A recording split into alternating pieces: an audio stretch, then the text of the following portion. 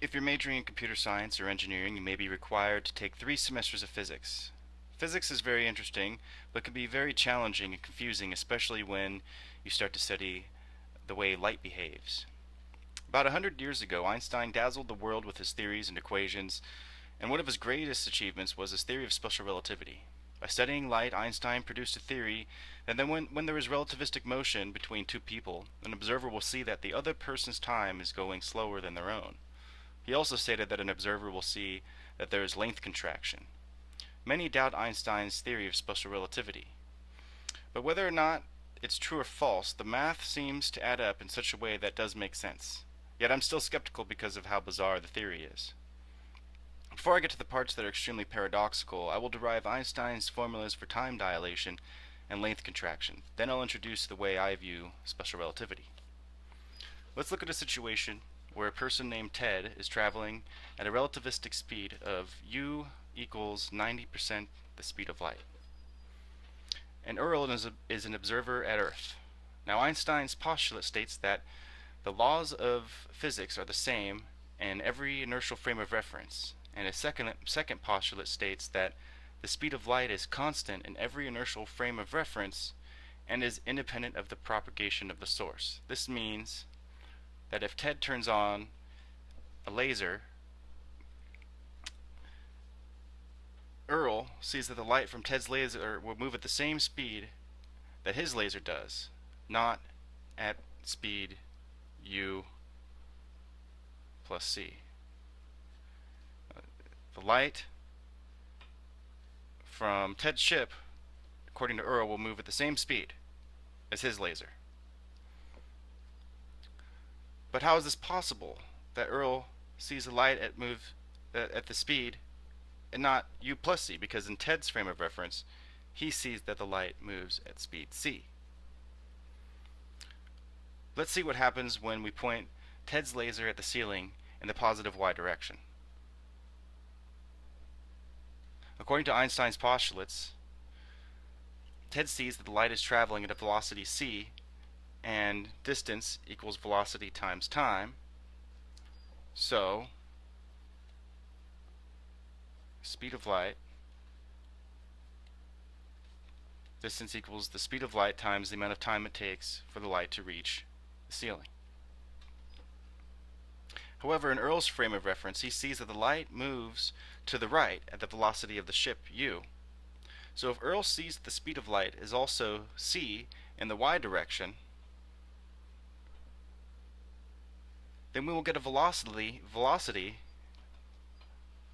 if we draw a triangle and use the Pythagorean theorem, we'll see that we'll get a velocity in the y direction, or along the hypotenuse, greater than the speed of light.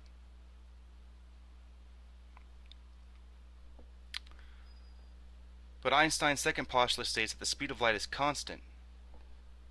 So it won't be greater than the speed of light, it'll just be the speed of light. Which means that the light must go slower. Earl sees that the light goes slower in the positive y direction. Now here's the mind-blowing part. The only way it is possible for Ted to not notice the light is moving slower is if he's going through time at a slower rate. Using the Pythagorean theorem, we can solve for the velocity or the speed of light in the y direction by writing u squared plus v squared equals c squared. Solving for the velocity in the y direction, we get v equals the square root of c squared minus u squared. Earl sees that the height of the ship can also be calculated, except he uses the velocity in the y direction times the amount of time it takes to get to the top. Now here's another mind-blowing part. Since the height of the ship is the same in both frames of references, these are equal, we can set these two equal to each other And the following equality is an equation for time dilation. But we can go even further and write delta t equals c times delta t naught over v. But v is the square root of c squared minus u squared. We can factor out a c out of the radical, and if we do, the term inside the radical becomes 1 minus u squared over c squared.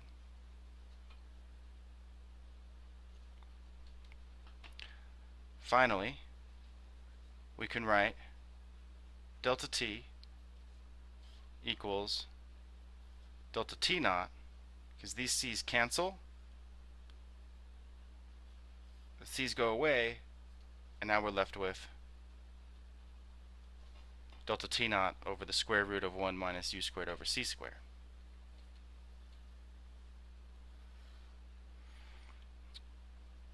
Either way works, but this is the most convenient form of the formula. We can also say that delta t equals gamma times delta t naught, where gamma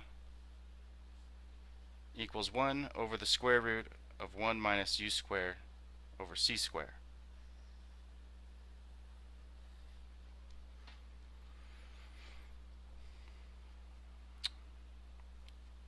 So these equations give us a way of seeing how much slower Ted's time is going in Earl's frame of reference. Another way to look at this is if Ted is traveling at this speed and it takes 2 seconds for the light to reach the ceiling in Earl's frame of reference, which is kind of unrealistic since the height of the ship would have to be pretty tall, 3 times 10 to the 8th meters. But for this example, just imagine if it takes 2 seconds for the light to reach the ceiling, but Ted is going through time at half the rate as Earl is, then in Ted's time it'll only be 1 second that passes by the time the light reaches the ceiling.